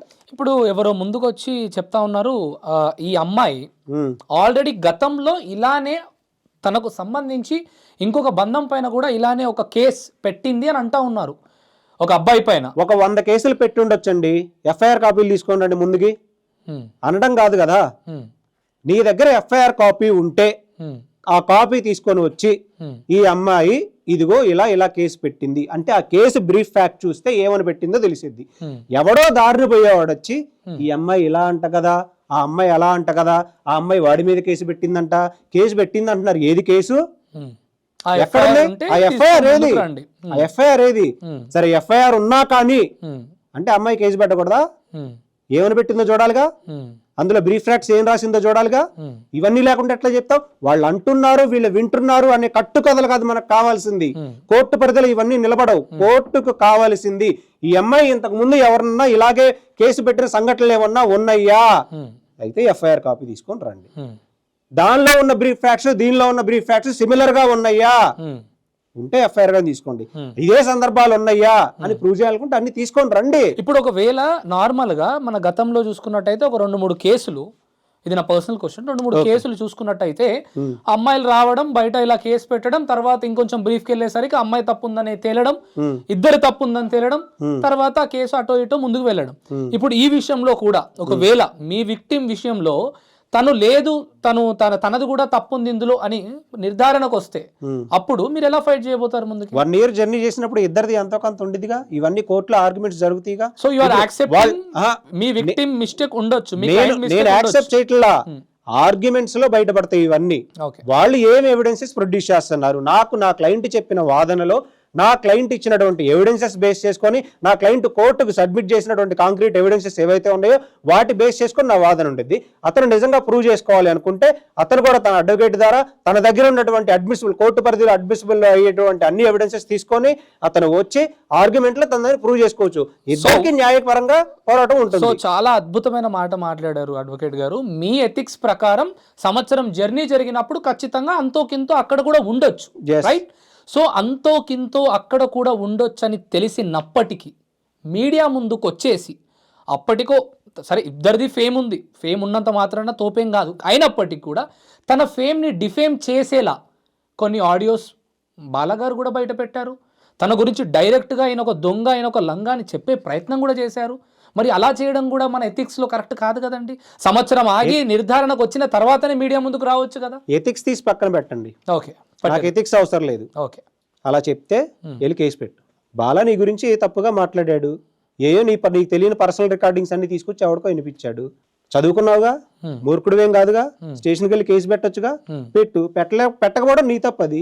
ఈ రోజు ఇప్పుడు ఉన్నటువంటి పరిస్థితులలో ఒక అబ్బాయి వెళ్ళి ఒక మనిషి, పలానా మనిషి నా పైన తను తల పలగొట్టుకొని నేను కొట్టుకుంటానని చెప్పేసి, నువ్వు నాకు కిస్ ఇవ్వాలి, నువ్వు నాకు హగ్ ఇవ్వాలి, నువ్వు లవ్ యూ చెప్పాలి, లేకపోతే నేను ఏదో ఒకటి చేసుకుంటాను, ఎన్ని రోజులు ఆగాలి ఇంకా నీ ఆన్సర్ కోసం అని బలవంతమై ఒకవేళ రేప్ చేస్తే, ఒక అబ్బాయి వెళ్ళి పోలీస్ స్టేషన్లో ఇదే కంప్లైంట్ పెడితే అబ్బాయికి సెక్షన్స్ ఉన్నాయా అండి అమ్మాయి పైన చర్యలు తీసుకోవడానికి, ఇదే విధంగా అమ్మాయిని కోర్టు శిక్షించడానికి? అమ్మాయి నన్ను బ్లాక్ మెయిల్ చేస్తుంది, అమ్మాయి నన్ను బెదిరింపులకు గురి చేస్తుంది, అమ్మాయి ఈ విధంగా నన్ను ఇతను కాల్స్ రికార్డింగ్ చేస్తున్నాడు కదా, చేస్తున్నాడు కదా, ఇంత టెక్నాలజీ ఉంది కదా, చేస్తున్నప్పుడు వెళ్ళి ఎందుకు పోలీసులు అప్రోచ్ అవ్వకూడదు నీలో తప్పు లేనప్పుడు? ఇప్పుడు 1 year జర్నీలో ఇప్పుడు ఏ కాల్ రికార్డింగ్ నార్మల్ అడుగుతున్నా, ఇలాంటి పరిస్థితి ఒక అబ్బాయికి వస్తే డెఫినెట్ గా ఉంటుందయ్యా. నువ్వు శ్రీరామచంద్రుడివి, నువ్వు నీ చుట్టూ విశ్వామిత్రుడివి, నీ చుట్టూ రంభా ఉరవశి మేనకలు ఎగబడిపోతున్నారు, నువ్వు ఇష్టగా ఉన్నావు, నువ్వు కాల్ రికార్డింగ్స్ అన్ని చేసుకుంటా ఉన్నావు, కానీ వాళ్ళు ఏంటంటే నిన్ను ట్రాప్ చేయాలని చూస్తా ఉన్నారు. 1 సంవత్సరం అంతా మాత్రం అక్కడ ఉంటావు, కానీ పోలీస్ స్టేషన్కి వెళ్ళి రిపోర్ట్ చేయవు. ఎవరు తప్పు? పోలీస్ స్టేషన్ కి వెళ్తే అబ్బాయికి న్యాయం జరుగుతుంది. ఎందుకు జరగదు? నువ్వు తప్పు చేయనప్పుడు నువ్వు ఎందుకు భయపడాలి? నువ్వు ఏదైనా క్రైమ్ చేసి ఉంటేనే పోలీస్ స్టేషన్ కి వెళ్ళావు. నువ్వు ఏ క్రైమ్ చేయనప్పుడు స్వచ్ఛందంగా పోలీస్ స్టేషన్ కి నువ్వే ముందే వెళ్ళి వీళ్ళు నన్ను ట్రాప్ చేయాలని చూస్తున్నారు, వీళ్ళు నన్ను ఇబ్బందులు పెడుతున్నారు, వీళ్ళని బ్లాక్ మెయిల్ చేయాలని చూస్తున్నారు, వీళ్ళ ద్వారా డబ్బు గుంచాలని చూస్తున్నారు, ఎందుకు కేసు పెట్టలేవు? ఒక చిన్న ఇన్సిడెంట్ చెప్తా. యువ సామ్రాట్ అనే వ్యక్తిని నిన్ను బెట్టింగ్ మాఫియా గురించి, నువ్వు బెట్టింగ్ యాప్స్ చేస్తున్నావు అని చెప్పినందుకు నిజమే నేను చేసింది తప్పు అని గుర్తించకుండా ఇప్పుడు ఇదే వ్యక్తి, ఇదే హర్షసాయి 3 తప్పుడు కేసులు పెట్టాడు. నేను చిలకలగూడలో ఉన్నానని చెప్పి ఎక్కడో కంప్లైంట్ ఇచ్చాడు, నేను వైజాగ్లో ఉంటున్నానని చెప్పి అక్కడ ఒక అమ్మాయి చేత కంప్లైంట్ ఇప్పించాడు, మళ్ళీ ఒక డిఫర్మేషన్ సూట్ వేసాడు. ఎందుకు? నువ్వు చేసిన తప్పుని ఎత్తి చూపినందుకు. అంటే ఒక వ్యక్తి నిన్ను ప్రశ్నిస్తే వాళ్ళ జీవితాలని సర్వనాశనం చేయటం కోసం నువ్వు ఏ విధంగా నువ్వు చేస్తున్నావు అనేది ఇది ఒక క్రిమినల్ ఎగ్జాంపుల్. నీ యాక్టివిటీ నేను చెప్తా, ఇవన్నీ రేపు కోర్టులో తీసుకెళ్లి ప్రొడ్యూస్ చేస్తాం. ఇతని క్రిమినల్ బ్యాక్గ్రౌండ్ ఏంటి? ఒకవేళ ఇప్పుడు ఇదే హర్షసాయి గారు సేమ్ ఎగ్జాక్ట్గా ఇదే విషయాన్ని నువ్వు అడిగిన డబ్బు ఇవ్వనందుకు నువ్వు ఈరోజు వెళ్ళి నువ్వు అడిగినటువంటి ఇంకెన్నో విషయాలు నేను చెయ్యనందుకు నువ్వు వెళ్ళి ఈరోజు నా పైన రేప్ కేసు అంటూ, కిడ్నాప్ కేసు అంటూ, తాగించావంటూ, అన్కాన్షియస్ అంటూ ఇవన్నీ కేసెస్ పెట్టావు అని తనంటే అనుమానం వచ్చి అదే అంటారు కోర్టులో. ఓకే, కోర్టులో అదే అంటాడు కదా ఆల్వేస్లీ. ఓకే, కోర్టుకు కావాల్సింది సాక్ష్యాధారాలు, మీ ఆర్గ్యుమెంట్స్, మీ వాదన, నీ దగ్గర ఉన్న ఎవిడెన్సెస్. ఆ ఎవిడెన్సెస్ అన్నీ అవి దాని జెన్యూనిటీ ఎప్పుడు తెలిసిద్ది? మేము వాటిని యాక్సెప్ట్ చేసి కోర్టు దాన్ని పరిధిలోకి తీసుకొని దాన్ని ఫోరెన్సిక్కి పంపించి అవన్నీ ఓకే అని అనుకొని వచ్చినప్పుడు మా వాదనలు మీ వాదనలు అయిన తర్వాత జరిగేటువంటి అంశాలు ఇవన్నీ. సో నా పరిస్థితి వచ్చింది కాబట్టి అడుగుతున్నాను అన్న. మనం లాస్ట్ టైం ఇదే చర్చించుకున్నప్పుడు ఒక అద్భుతమైనటువంటి సామాజిక యుద్ధం గురించి మనం చర్చించుకున్నాం. సమాజంలో జరుగుతున్నటువంటి బెట్టింగ్ యాప్స్ వల్ల నష్టపోతున్నటువంటి ప్రజల గురించి, పేద ప్రజల గురించి చర్చించుకున్నాం. అయితే మరి బెట్టింగ్ యాప్స్కి సంబంధించి పోరాడుతున్నటువంటి నాగూర్ బాబు గారికి హర్షసాయి గారి పైన స్పెషల్ ఫోకస్ ఏమైనా ఉందా? స్పెషల్ ఫోకస్ అంటే ఒక వ్యక్తి మైండ్ సెట్ నేను అబ్జర్వ్ చేసి నేను ఈ కేసు తీసుకోలేదు. నాకు ఆ కేసులు ఆ కేసే, ఈ కేసులు ఈ కేసే. ఓకే, ఈ రెండింటిని నేను కలిపి చూడను. దానిలో అతను ఒక అనాలిసిస్ అయితే చేయగలను. ఏంటి, ఆర్గనైజర్గా క్రైమ్ ఎలా చేశాడు, దానిలో ఎవరైనా ప్రశ్నిస్తే ఇతను ఏ స్థాయి వరకు దిగజారి వాళ్ళ జీవితాలు నాశనం చేయగలడు, సిస్టమ్ని ఎంత ఇన్ఫ్లుయెన్స్ చేయగలడు, ఎవరెవరికి ఎంతెంత డబ్బులు ఇచ్చి మ్యానిపులేట్ చేయగలడు అనేది నేను ప్రాక్టికల్గా చూసా ఆ కేసు విషయంలో. అంటే 3 కేసుల విషయంలో. ఆ 3 కేసుల విషయంలో చూశాను కాబట్టి నాకు దీని మీద నా పర్సనల్ ఒపీనియన్ అనేది కోర్టు ముందు ఉంచాల్సిన అవసరం నాకు లేదు. నా వ్యక్తిగతమైన ఒపీనియన్ నాలోనే ఉంచుకుంటా. కానీ కోర్టు ముందు ఉంచాల్సిన నెసిటీ నాకు ఉండదుగా. కోర్టు ముందు ఇక్కడ ఈ కేసుకు సంబంధించి విక్టిమ్కి సంబంధించిన ఆధారాలు, ఈ క్రైమ్కి సంబంధించిన ఎవిడెన్సెస్, వీళ్ళ మధ్య జరిగిన ఈ 1 yearకి సంబంధించిన ట్రావెల్, దీని మీద డిపెండ్ అయ్యే ఆర్గ్యుమెంట్ ఉండేది. కానీ నా వ్యక్తిగత ఒపీనియన్తో ఆర్గ్యుమెంట్ ఉండదుగా. ఓకే, నేను వెళ్ళి ఇది అది అని చెప్పడానికి ఉండదు కదా. ఈ క్రైమ్కి సంబంధించిన ఆర్గ్యుమెంట్స్ ఉంటాయి. ఓకే. సో ఇప్పుడు అక్కడ తన క్యారెక్టర్ ఏంటి, తన బిహేవియర్ ఎలా ఉండబోతుంది అని చూసుకొని ఈ క్లయింట్ మీ దగ్గరకు వచ్చేసరికి చలో తను ఆల్రెడీ తన క్యారెక్టర్ తెలుసు కాబట్టి ఇందులో ఇన్వాల్వ్ అయ్యారు. సో ఒక మనిషి క్యారెక్టర్ని తన పాస్ట్ కేసెస్ కానీ, తన 1 year జర్నీ కానీ, ఇవన్నీ చూసి మీరు డిసైడ్ అయ్యారు, రైట్? నేను డిసైడ్ అవ్వను. కోర్టు ఇచ్చిన జడ్జిని కోర్టు ఇచ్చే తను తీసుకున్న చిన్న చిన్న నిర్ణయాలు బట్టి మీరు నిర్ణయించుకున్నారు. ఓకే, ఈ మనిషి ఇలాంటి వాడు, తిను ఇంతవరకు దిగజారుతాడు, తిను ఎలాంటి కేసెస్ అయినా పెట్టగలుగుతాడు, ఇన్ఫ్లుయెన్స్ చేయగలుగుతాడు అని నిర్ణయించుకున్నారు. చూశాను. సో మీరు మీ దగ్గరకు వచ్చినటువంటి క్లయింట్ వచ్చి తనకు జరిగిన అన్యాయం చెప్పేటప్పుడు తన పాస్ట్ ఏంటి, తన సంవత్సరం, తనేం చేసింది, తనపై ఎలాంటి కేసెస్ ఉన్నాయి, తనేం కేసు పెట్టింది, తన కంపెనీస్ ఏమున్నాయి, తన కంపెనీస్ ఏం పనులు చేశాయి, తను ముంబై నుండి ఇక్కడ వరకు వచ్చి ఇక్కడ నుండి ఈ స్థాయి వరకు ఎలా ఎదిగింది అన్నీ మరి రీచెక్ చేసుకోవాల్సినటువంటి అవసరం మీకు లేదంటారా? నాకెందుకు ఉండదండి, పోలీస్ వారికి ఉండాలి. నేనెవరినండి? యాజ్ అన్ అడ్వకేట్ చెక్ చేయాలి. Advocate for them. చెక్ చేయాల్సింది. అడ్వకేట్ ఏం చేస్తాడు? కోర్టులో ఆర్గ్యుమెంట్ వినిపిస్తాడు. వాళ్ళు నా దగ్గరికి అడ్వైజ్కి మాత్రమే వస్తారు. మాకు జరిగిన అన్యాయం ఇది, మా దగ్గర ఈ రైట్స్ ఉన్నాయి, మాకు ఇబ్బంది జరిగింది, ఇలా నష్టపోయాము అంటే, సరే అమ్మ మీది ఈ పరిధిలోకి వస్తుంది ఈ పోలీస్ స్టేషన్, ఆ పోలీస్ స్టేషన్కి వెళ్ళి కన్సర్న్ పోలీస్ ఆఫీసర్కి మీ బాధ చెప్తే ఆయన వెరిఫై చేస్తాడు. నేనెవరిని చేయడానికి ఈ కేసులో? నా పాత్ర ఏంటి ఇందులో? ఆర్గ్యుమెంట్స్లో ఇంప్లీడ్ అయ్యి నేను ఆర్గ్యూ చేయడం వరకే నా బాధ్యత. ఆర్గ్యూ చేయడం వరకే. ఎవిడెన్సెస్ ఏవైతే ఉన్నాయో కలెక్ట్ చేసేది ఎవరు? పోలీసు వారు. ఎఫ్ఐఆర్ రిజిస్టర్ చేసేది ఎవరు? పోలీసు వారు. బ్రీఫ్ ఫ్యాక్ట్స్ వెరిఫై చేసేది ఎవరు? పోలీసు వారు. నేను కేవలం బాధితురాలి తరఫున ఒక ప్రైవేటు న్యాయవాదిని మాత్రమే. ఓకే. అయితే మనం ఇందాక మాట్లాడుతున్నప్పుడు మీరు అన్నారు కదా, హర్ష సాయి అనే వ్యక్తి రికార్డింగ్స్ దేనికి సంబంధించినవి, తను హవాలా బెట్టింగ్ సంబంధించినవి కానీ, ఇవి కానీ, డబుల్ ట్రాన్సాక్షన్స్ కానీ, ఇవన్నీ కూడా మేము విన్నాము, ఇవన్నీ కోర్టులో ప్రొడ్యూస్ చేస్తున్నాం. We don't want to produce it in on social media or entertain social media platforms. చాలా క్లియర్గా మీరు స్టేట్మెంట్ పాస్ చేశారు. ఇప్పుడు హర్ష సాయి గారి ఏవైతే తిన విక్టిమ్తో మాట్లాడుతున్నటువంటి రికార్డింగ్స్ ఏవైతే ఉన్నాయో, ఈ రికార్డింగ్స్ని బేస్ చేసుకొని మరి ఎవరిది తప్పు ఉంది అని నిర్ధారించగలుగుతుందా కోర్టు? డెఫినెట్గా నిర్ధారిస్తుంది. ఎందుకంటే ఈ ఆర్గ్యుమెంట్ ఈ వీళ్ళ 1 year జర్నీలో ఉన్నటువంటి ఎవిడెన్సెస్ మీద, విట్నెస్ స్టేట్మెంట్స్ మీద, తన కండిషన్స్ మీద, తను చెప్పే, అంటే ఇప్పుడు నా క్లయింట్ కూడా చెప్తారుగా మాట్లాడిన సిచ్యువేషన్స్ పైన, నువ్వు ఏ సందర్భంలో ఇలా మాట్లాడాల్సి వచ్చింది, అతను మాట్లాడించాడా, నువ్వు మాట్లాడావా, అసలు అది ఒరిజినలా ఫ్యాబ్రికేటెడా, ఇవన్నీ ఫ్యాక్టర్స్ అన్ని కోర్టు వెరిఫై చేసిన తర్వాత, కోర్టులో అడ్మిసిబిలిటీ అయిన తర్వాత జరిగేటటువంటి చర్యలు అనమాట. ఈ ఇల్లీగల్ లిక్కర్ కి సంబంధించిన ఏదో ఆడియో బయటకు వస్తా ఉంది. I don't want to leak it on my media, but even though illegal liquor అని, తర్వాత ఆమె స్కామ్ స్టార్ అని, నేను పాస్పోర్ట్లు నేమ్స్ చేంజ్ చేసేదో చేస్తానని, ఏవేవో వస్తూ ఉన్నాయి. ఇవన్నీ వింటూ ఉంటే, ఇప్పుడు నా క్వశ్చన్ ఏంటంటే, ఇవన్నీ వింటూ ఉంటే అమ్మాయి ఏ స్టేజ్లో మాట్లాడాల్సి వచ్చినప్పటికి కూడా తన క్యారెక్టర్ గురించే చెప్తా ఉంది. నేను పాస్ట్లో ఇలా చేశాను, అలా చేశాను, ఇది అది అని. అండ్ ఆ అమ్మాయి ఏజ్ కూడా 28 అని ఒకరు, 36 అని ఒకరు. నా ఆర్గ్యుమెంట్, నేను అసలు ఆ అమ్మాయి మాట్లాడలేదంట, అవన్నీ వాయిస్లు తనకు కాదంటారు. నేను కోర్టులో ఇదే చెప్తాను.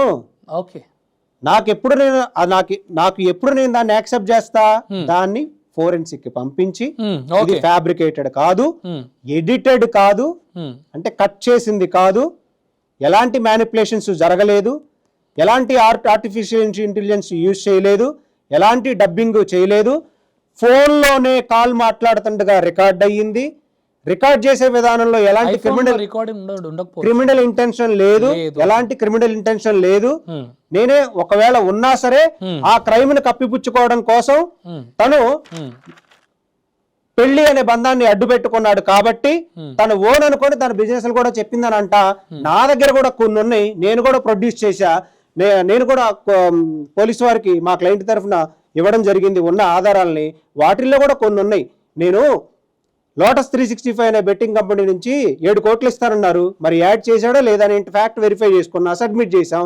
నేను ఈ మనీ లాండరింగ్స్ చేస్తున్నాను, అవి కూడా ఉన్నాయి. నేను బెట్టింగ్ యాప్స్ చేస్తాను, కోర్టు తీసుకుంటా ఉన్నాయి, మొత్తం సబ్మిట్ చేసాం, మా దగ్గర ఉన్నాయి.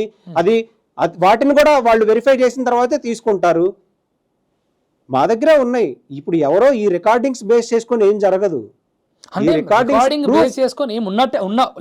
పబ్లిక్ డొమైన్ లో నువ్వు సోషల్ మీడియాకి ఇస్తున్నావా ఇంకోటి ఇస్తున్నావా అనేది అనవసరం అండి మాకు.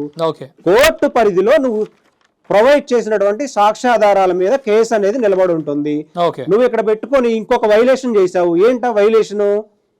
విక్టిమ్ ఈ సెక్షన్స్ కింద 376, 328 సెక్షన్స్ కింద కేసు బుక్ అయినప్పుడు మేము ఏదైతే కంప్లైంట్ కాపీలో మెన్షన్ చేశామో ఫ్యాబ్రికేటెడ్, ఎడిటెడ్ అని మెన్షన్, కొన్ని ఇంటెన్షనల్ గా స్క్రిప్టెడ్ మాట్లాడించిన వాటిని ఇమ్రాన్ అనే వ్యక్తితోటి స్ప్రెడ్ చేస్తూ బ్లాక్మెయిల్ చేస్తున్నావు అని చెప్పాము.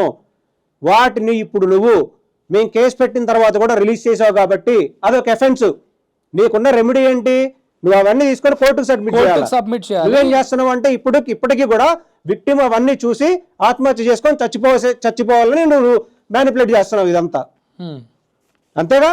సొసైటీలో డిఫేమ్ చేసి అదే కదా నువ్వు చేయాలనుకుంది. మేము అదే కదా విక్టిమ్ అక్కడ చెప్పింది పోలీస్ స్టేషన్లో, ఇలా చేస్తున్నాడనే కదా చెప్పింది. అది నువ్వు మళ్ళీ పోలీసులు అంటే గౌరవం లేకుండా, పోలీసు వ్యవస్థ న్యాయ వ్యవస్థపై గౌరవం లేకుండా నువ్వు ఎక్కడో ఉండి అబ్స్కాండ్లో ఉండి నీ మనుషుల్ని పెట్టి నీ మనుషుల్ని అన్ని సంస్థల చుట్టూ తిప్పుతూ నీ ఇక్కడ స్క్రిప్టెడ్గా మ్యానిపులేట్ చేస్తూ అన్ని వ్యవస్థల్ని మేనేజ్ చేస్తూ నువ్వు దొరకకుండా దాక్కొని నేను ఆ ఆడియో వదులుతా ఈ ఆడియో వదులుతా, వదులు ఏమైంది? అవి ఎక్కడ పెట్టాలి? కోర్టులో పెట్టాలి.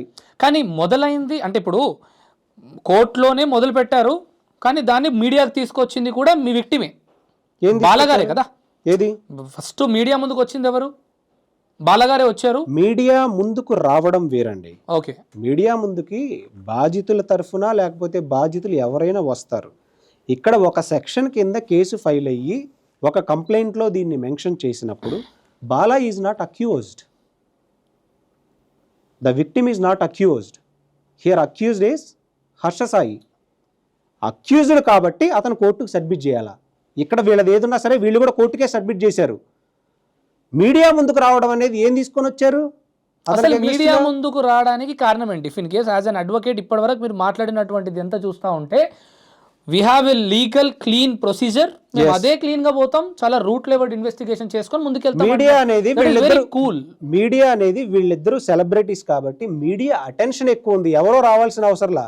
జానీ మాస్టర్ గారి కేసు విషయంలో ఇప్పుడు ఎక్కడో పల్లెటూరులో ఏదో జరిగిద్ది, ఒక న్యూస్ పేపర్లో ఇంత మొక్కేస్తాడు, ఎవడన్నా చేస్తాడా? ఇంటి పక్కన పెళ్ళాన్ని రోజు ఎవడో కొడతా ఉంటాడు, ఎవడన్నా వేస్తాడా? అదే ఒక సెలబ్రిటీ ఊరికి అట్లా అనమనండి, నేషనల్ మీడియా నుంచి కింద దాకా వేస్తా. అది మీడియా అటెన్షన్ ఇంత ఉన్నప్పుడు మరి అదే మీడియా అటెన్షన్ ద్వారా రికార్డింగ్స్ బయటకు వస్తున్నాయి అనుకోవచ్చుగా. రికార్డింగ్స్ వీళ్ళే బయట పెడుతున్నారు ఎందుకు? రికార్డింగ్స్ ని ఎవరు బయట పెడుతున్నారు? మీడియాకి ఇస్తున్నది ఎవరు? హర్ష సాయి ఇంటెన్షనల్ గా ఇస్తున్నాడని మాకు క్లియర్ గా తెలుస్తుంది. దాన్ని మళ్ళీ మేము రిపోర్ట్ కూడా చేసాము. అతను ఒకవేళ నాగూర్ బాబు గారు, this is my final question, if in case ఒకవేళ ఈ కేసు అంతా కూడా తను రికార్డింగ్స్ అవన్నీ కూడా కోర్టే ఒప్పుకొని లేదు ఇప్పటి వరకు జరిగిందంతా కూడా హర్ష సాయి గారే బాధితులు అని ఒకవేళ అంటే, మరి నిన్న దానికన్నా ముందు మీడియా ఛానల్స్లో బాలగారు మాట్లాడినవి కానీ మీరు మాట్లాడినవి కానీ అన్ని రిటర్న్ బ్యాక్ తీసుకోగలుగుతారా మాటలని, తనకు చేసినటువంటి డిఫేమ్ని? అంటే మీరు ఏమంటారు? నాకేం పని అంటే మరి ఒక మనిషిపై ఆరోపణ చేస్తే తప్పని ప్రూవ్ ఆరోపణ చేయటంలా అందుకని మిమ్మల్ని యువర్ లిస్ట్ బాలగారు రిటర్న్ తీసుకోగలుగుతారా? ఇప్పుడు సొసైటీలో ఉన్న ప్రతి కేసుకి ఒక సైడు ఒక వాదన ఉంటుంది, ఇంకొక సైడు ఇంకొక వాదన ఉంటుంది. ఇక్కడ నేను కూడా అదే క్వశ్చన్ వేస్తానన్నమాట, మీరు అడిగినట్ల విధంగా.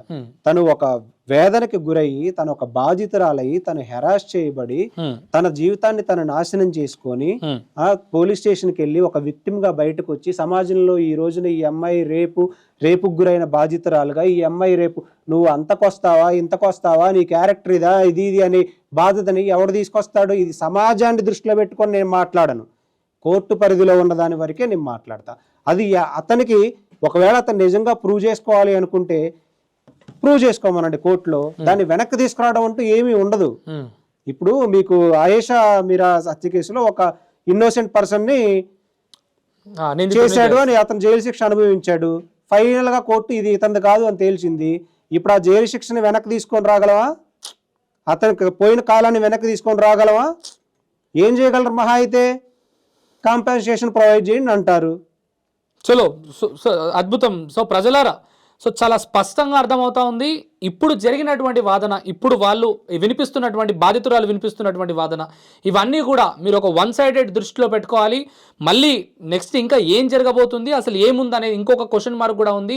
అప్పుడే నిర్ధారణకు రావద్దు, ఖచ్చితంగా అది మీరు బాధ్యతగా తీసుకోండి. ఖచ్చితంగా హర్ష సాయి గారు కూడా ముందుకు రావాలి, తను కూడా బాధ్యత తీసుకొని ముందుకు వచ్చి జరిగిన విషయాలన్నీ కూడా స్పష్టత ముందు కోర్టులో ఇవ్వాలి, తర్వాత మీడియా ముందు కూడా ఇవ్వాల్సినటువంటి అవసరం ఉంది.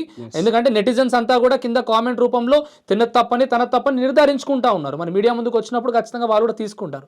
అండ్ ఇదొక క్వశ్చన్, బాలా గారు ఎందుకు నా ఇంటర్వ్యూలోకి రావట్లేదు అన్నది ఒక పెద్ద ప్రశ్నగా మారిపోయింది నాగబాబు గారు. నాకు మీరు బాలా గారికి call is not lifting my call, అదే పెద్ద క్వశ్చన్ గా మారింది. కుదిరితే ఒక్కసారి చేయగలుగుతారా? ఇప్పుడు ఆయన పోలీస్ స్టేషన్ లో ఉన్నారు, ఆయన నుంచే నాకు వస్తూ ఉన్నాయి. పోలీస్ స్టేషన్ లో అతను విట్నెస్ తీసుకొని అక్కడికి మీరు దయచేసి కుదిరితే బాలగారిని కూడా మరి మీడియా ముందుకు తీసుకొచ్చే ప్రయత్నం చేయండి. మీరు చెప్తున్నారు కదా మీకు ఆయనకి చాలా సత్సంబంధాలు ఉన్నాయి, మేము కూర్చున్నాం ఇదని. అది మీ మధ్య నేనవండి. ఎందుకు సడన్ గా నేను నా క్లయింట్ తరఫున అడ్వకేట్ ని, నాకు జస్ట్ వాళ్ళు ఈ కేసుకు ముందు పరిచయం కూడా లేదు. మీరు చెప్తున్నట్టుగా ఇందాక చెప్పినట్టుగా హర్ష సాయికి మీకు బాలా గారికి మీకు విక్టిమ్ కి సంబంధాలు ఉన్నారు కాబట్టి మీరు డైరెక్ట్ గా అప్రోచ్ అవ్వండి. నేను అడ్వైస్ చేయాల్సిన పని ఏముంది? నా విక్టిమ్ కాబట్టి మీరు చెప్పమన్నారు కాబట్టి చెప్తా. వస్తారా రారా అనేది నేను డిసైడ్ చేయలేను, వాళ్ళ పర్సనల్. ఓకే, కుదిరితే ఒకసారి కాల్ చేస్తే ఐ కెన్ మాట్లాడగలుగుతానేమో.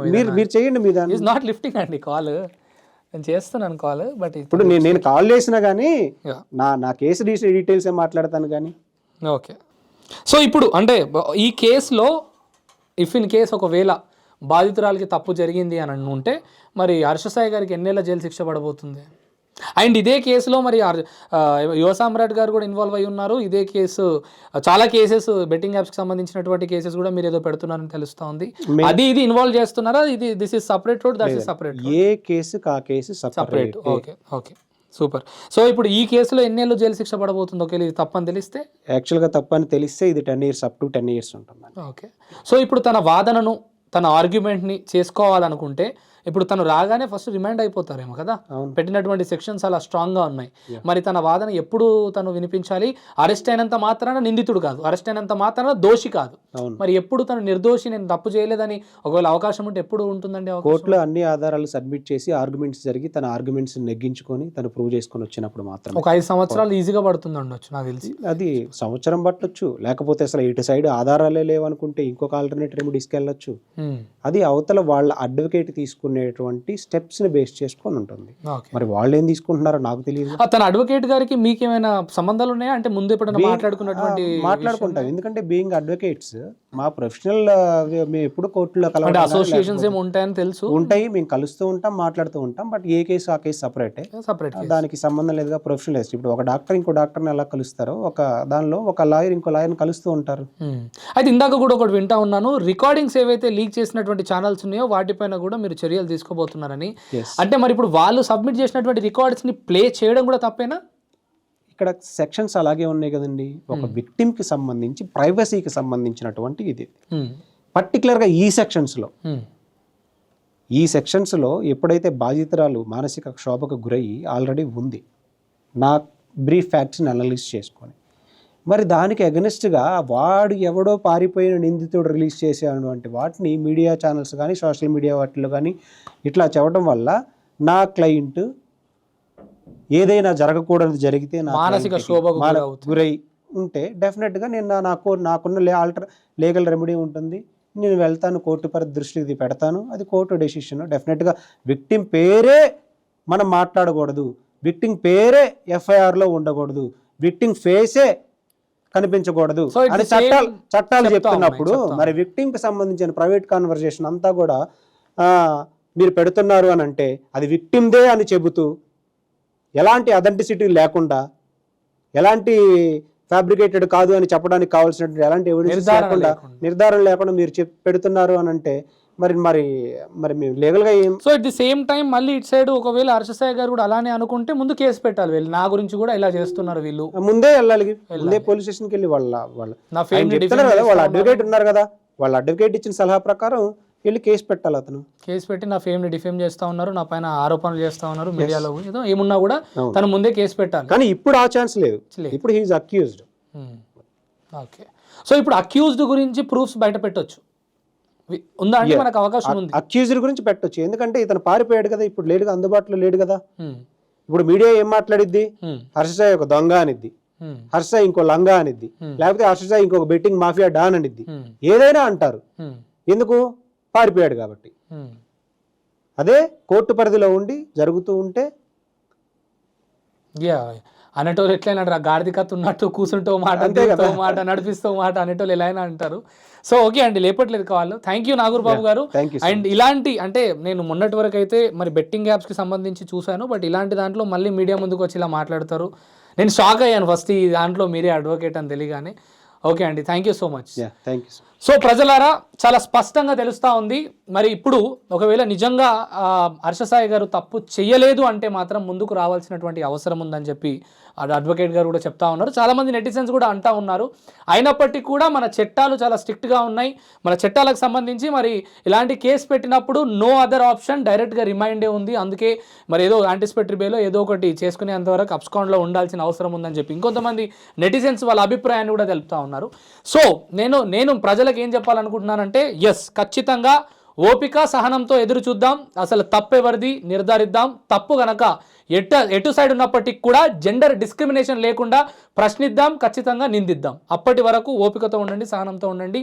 మళ్ళీ ఒక ఇంటర్వ్యూతో మీ ముందుకు వస్తా. Until then keep smiling, signing off, Vedant, Jai Hind.